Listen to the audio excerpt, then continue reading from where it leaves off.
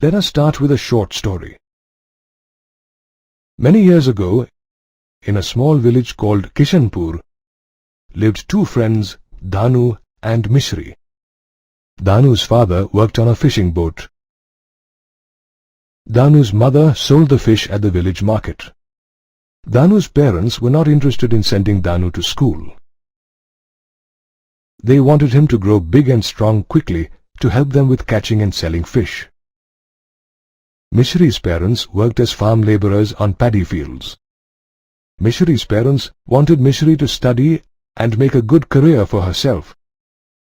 So while Mishri started going to the village school, Danu spent all his time roaming around in the village.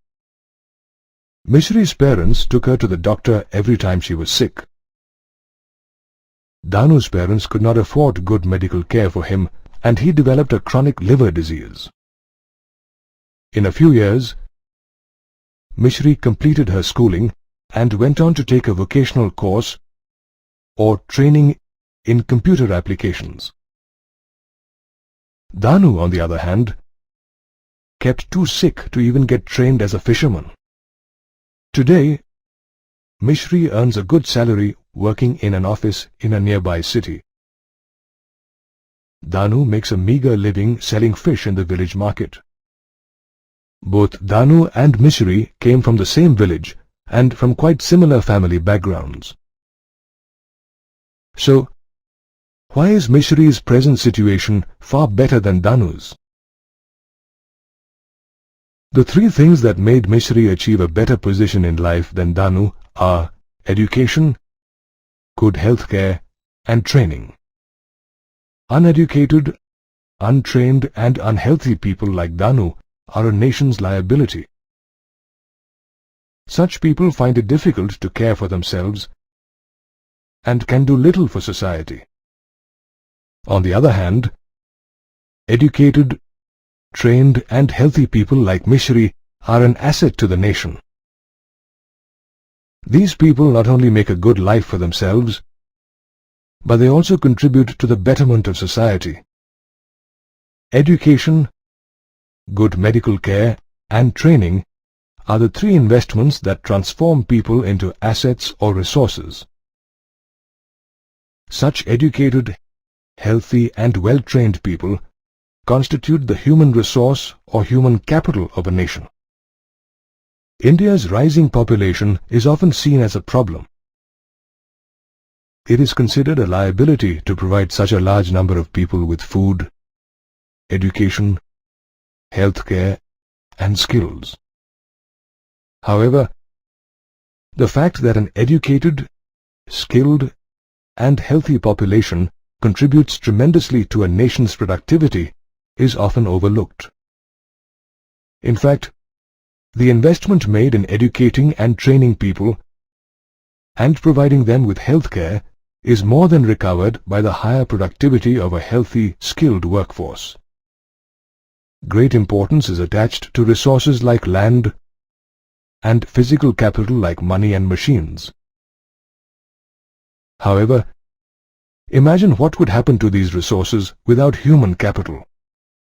Without human capital, resources like land and machines would be of no use and just waste away. This is because human resources put other resources to productive use and not the other way around. The difference that investment in education, medical care, and training makes to human resources is evident in all production sectors, including agriculture. The Green Revolution in India is a direct result of better knowledge and techniques provided to farmers. For many industries like the IT industry, skilled manpower or human capital is more valuable than machines and equipment. India's IT industry is a good example of how a largely human resource-based industry can make a significant contribution to the country's gross domestic product or GDP. Japan is another good example of a country that has achieved great success by investing on the education and health of its people. The efficiency and technological skills of the Japanese are evident by the fact that Japan exports more than it imports despite being poor in natural resources. Compare Japan's story with some countries in Africa that are enormously rich in natural resources but have largely uneducated and unskilled populations. These countries are the poorest nations in the world. Any child with an investment in education, medical care and training can become a useful human resource. The responsibility to make a child a useful human resource rests with the parents. Educated parents are more inclined to spend on their child's education, healthcare and training. The child who grows up to be a good human resource similarly takes care of his children. This forms a virtuous cycle. On the other hand, uneducated parents are less inclined to invest on their child's education and healthcare.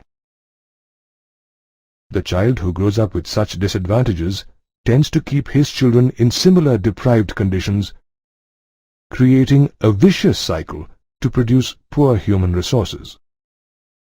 You are in school, which shows that your parents are willing to invest in your education.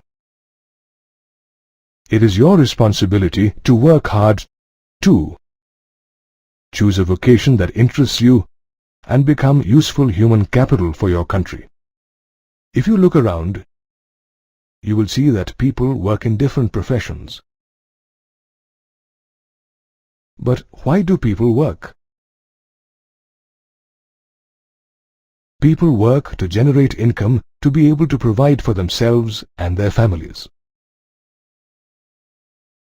Just like an individual, the government of a country also needs to generate income to look after its population and carry on works of public interest, nation building and international trade. The national income of a country is measured by its gross domestic product, or GDP, which is the total value of all the goods and services produced in the country in a year. The different activities that people carry out to create goods and services, which contribute towards the national income, are called economic activities. Economic activities can be classified based on their nature and purpose. Based on their nature, the economic activities can be classified into three sectors: primary sector, secondary sector, and tertiary sector. Based on their purpose, economic activities can be classified as market activities and non-market activities.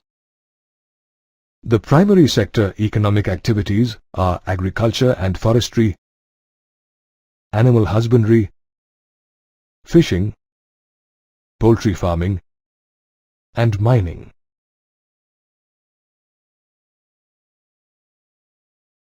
The secondary sector economic activities include quarrying or mining of stone slabs and manufacturing of goods.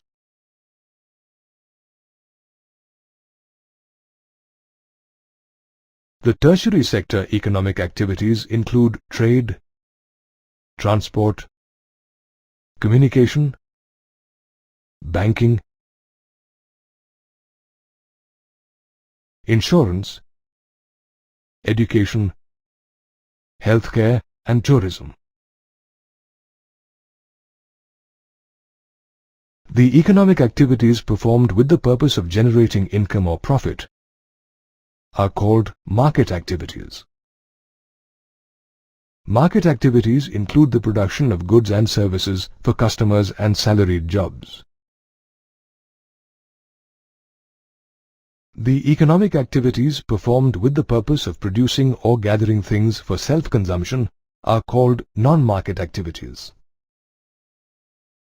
Non-market activities include small-scale farming, fishing, gathering jungle produce, and processing raw food by cooking.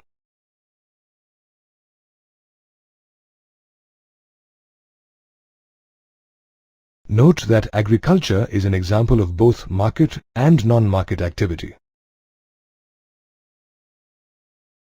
Agriculture on a large scale, where a farmer produces enough for himself and is left with a surplus to sell and make a profit, is a market activity. However, agriculture on a small scale just to feed the farmer and his family is a non-market activity. Now let us look at the kind of economic activities performed by men and women. These are a little different, as traditionally we have separate roles defined for men and women in a family. In our society, men are expected to go out and work to earn money and provide for the family. Women are generally expected to stay at home and look after household chores like cooking, cleaning, washing, and looking after the children. The men get paid for the work they do. Their work contributes to the national income. However, the women never get paid for the hard, back-breaking housekeeping work they do. Their work does not contribute to the national income. Times have changed now, though. Today, women also go out, work, and get paid just like men. How much a person can earn depends on his or her education and vocational skills. A large number of women with poor education and skills are employed in the unorganized sector doing manual labor like rolling incense sticks, making matches, and picking tea leaves. This has several disadvantages. The main disadvantages for women employed in the unorganized sector are less wages than men, low and irregular income, no job security and legal protection, and absence of basic facilities like maternity leave, medical care, and child care. However, women with higher education and advanced skills secure high-paying jobs as teachers, doctors, and administrative officers in the organized sector. In jobs in the organized sector, women get paid at par with their male colleagues and enjoy all the benefits of a secure job. In line with the modern Indian philosophy of providing equal opportunities to men and women, the highest public post of the President of India is occupied by a woman, Srimati Pratibha Devi Singh Patil. Education, healthcare, and training make a population an asset to a country. Thus, these are the three factors that determine the quality of a nation's population. Uneducated, untrained, and unhealthy people find it difficult to take care of themselves and can do little for society. Thus, they are a nation's liability. Why is education so important? What does it do to make you an asset to your nation? Education unlocks the doors of new aspirations and opportunities for you and allows you to have a good life. Education inculcates good values to make you a better person. Education allows you to find good employment so that you can contribute to the national income. Education prepares you to become a responsible citizen and contribute to the country's good governance. India's national education policy recognizes the importance of education in tackling the problems and the requirements for a person's growth. Now, let us look at some steps taken by our government to educate people in India.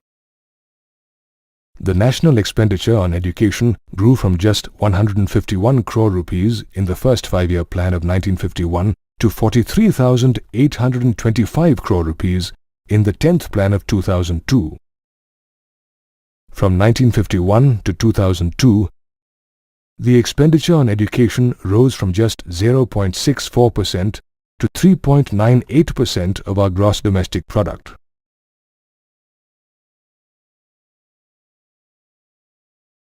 The government is in the process of establishing Navodaya Vidyalayas in every district of the country to provide universal access to education to all children, with special emphasis on girls.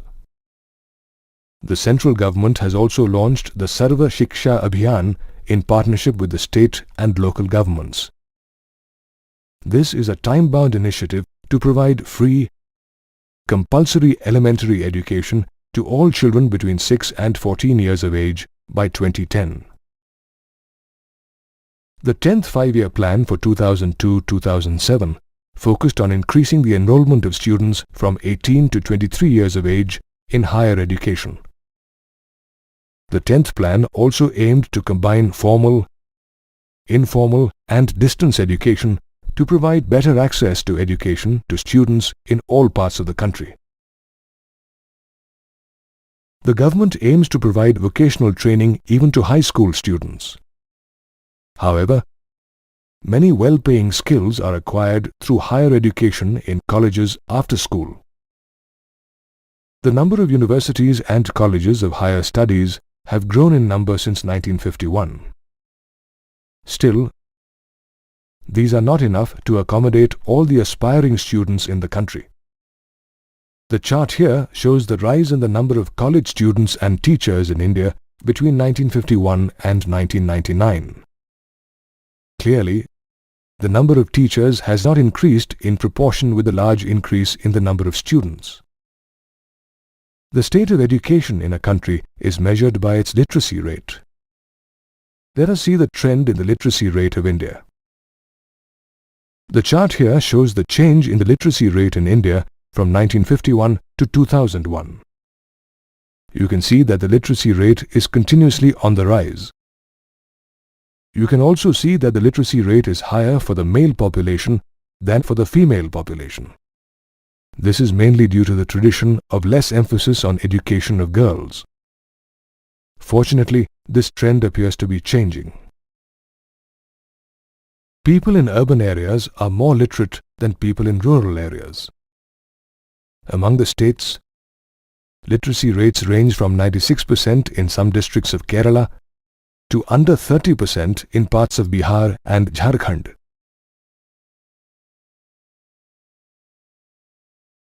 After education and training, let us move on to health.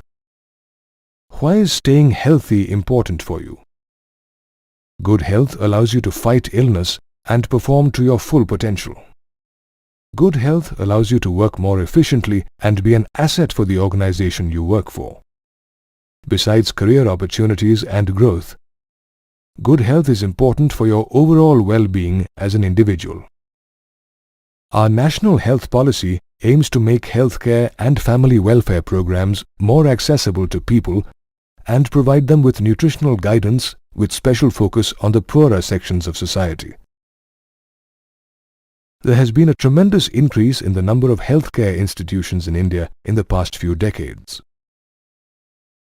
Health sub-centers, primary health centers, and community health centers catering to the rural population have grown in large numbers.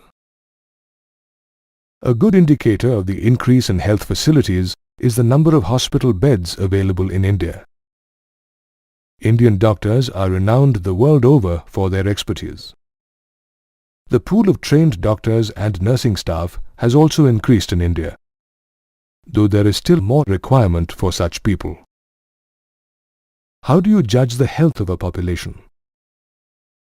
The health of a population is indicated by parameters like its life expectancy, infant mortality rate, and birth and death rates. Better healthcare facilities increased the average life expectancy in India to 65 years by the year 2000. Infant mortality rate is the number of deaths of children under 1 year of age per 1,000 live births.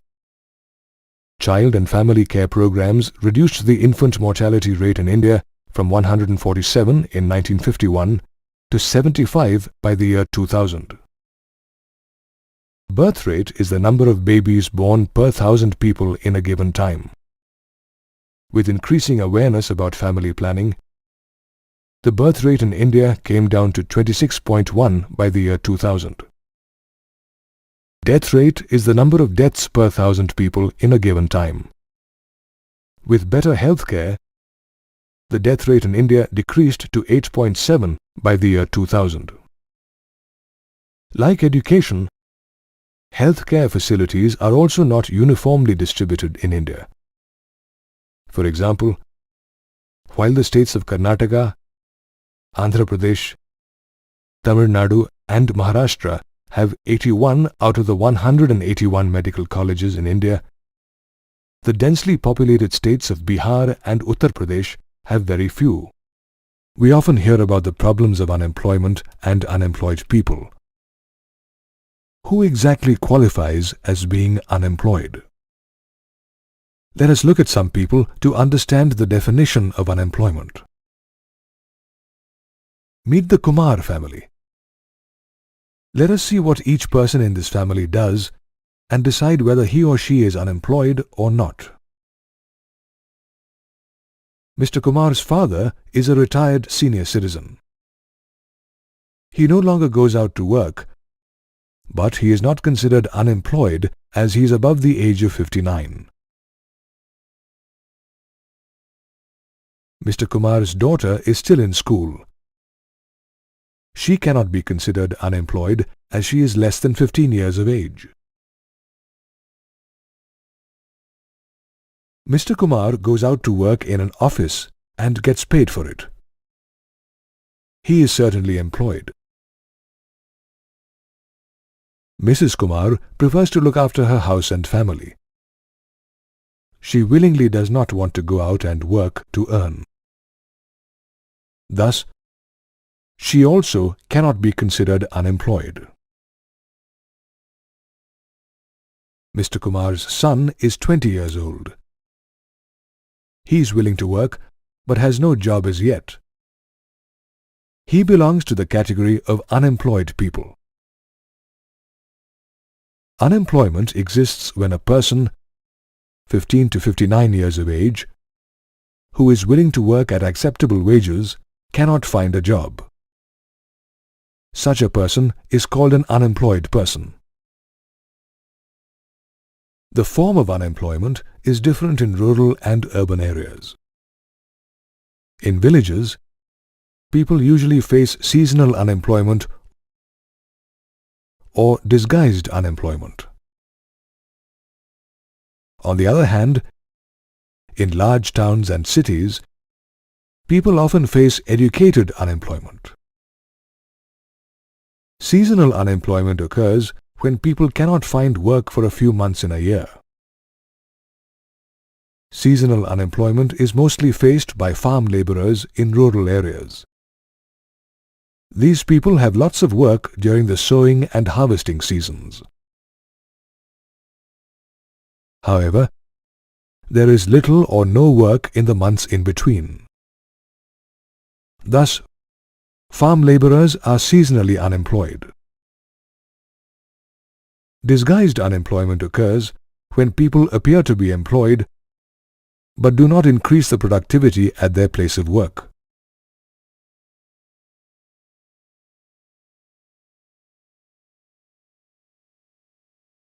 To understand disguised unemployment, let us visit Ramdin, a farmer who works in his field. Ramdin's wife and his 3 sons also work in the same field. Ramdin's field is small. It requires the labor of only 3 people, but actually 5 people are employed on it. The work of 2 extra persons does not increase the productivity from the field. Thus, 2 people in Ramdin's family face disguised unemployment. They just appear to be employed. Disguised unemployment is easier to bear because each person has a share in the produce. However, this sharing does not improve the condition of the family. Eventually, people facing disguised unemployment have to find other work where they can actually be productive. The unemployment faced by people who are matriculates, graduates, or postgraduates is called educated unemployment. Studies suggest that there are more unemployed graduates and postgraduates than unemployed matriculates. The manpower situation in India shows a conflicting picture. While there is a growing demand for technically qualified people to boost India's economic growth, we also see so many technically qualified people being unemployed. Unemployment is a cause of many social evils. It wastes precious human resources, making people hopeless victims of depression and a liability to the nation. Unemployment creates what is called an economic overload. This is a situation where a small percentage of the employed population supports a large percentage of unemployed people. An unemployed person cannot provide healthy, nutritious food to his family. This leads to a decline in the health of the people and overall deterioration in the quality of life. In some cases, parents have to unwillingly withdraw their children from school when they can't afford their education due to unemployment. High rates of unemployment indicate a sick, sluggish economy. Thus, unemployment not only affects individuals, but has a negative impact on the overall economy of a nation.